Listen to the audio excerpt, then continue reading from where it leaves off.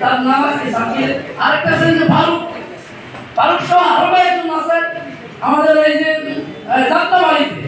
এই চাকরির সন্তান অনেকে বুক আছে, অনেকে এই যে একজন আছে, আরো আছে, তারা অনেকে ড্রাইভার ছিল, দোকানদার ছিল, এই চাকরির সন্তান। কিন্তু টোটাল তালিকাটা চাকরির আপনাদের চট্টগ্রাম বিবেচনা যারা আহত হয়েছে ঢাকা বিভিন্ন থানাতে, বিশেষ করে ঢাকা সকল থানায় চাকরির লোক আছে, তারা অনেকে আহত হয়েছে, অনেকে জেল কেটেছে, নির্যাতনের শিকার হয়েছে, অনেক 3 মাস 4 মাস তারা এই হামলা শিকার হয়ে জেলে গেছে পুলিশের অত্যাচারে।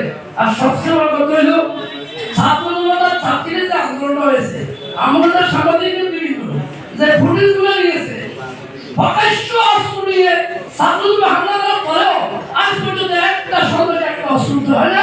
এটা অত্যন্ত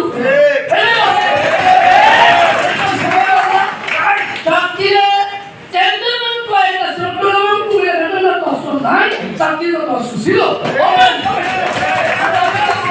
আমাদের সমাবেশের বিরুদ্ধে দেখেছে, সুশীলভাবে দেখেছে, কিন্তু এখনো কোনো অস্ত্র হয় নাই, সন্ত্রাসীদের বিরুদ্ধে কোনো মামলা দেওয়া হয়নি।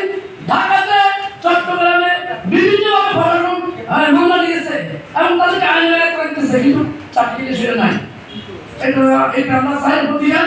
আর ছাত্রদের তাদের দাবি, তাদেরকে আমরা ইতিহাস থেকে না জানা অনুসার চাকরির উপজেলা প্রশাসন আমরা তাদের স্মরণীয় করে রাখার জন্য চাকরিরা এমন কিছু করে যান যেন এই 24 জুলাই আগস্টের ছাত্রজনতা আহত এবং এই নিহতদের স্মরণে একটা স্মৃতিস্তম্ভ তারা হোক। এটা আমাদের সাংবাদিক প্রস্তাব, তাদেরকে আমরা না হারিয়ে না যাই, তাদেরকে স্মরণ করি।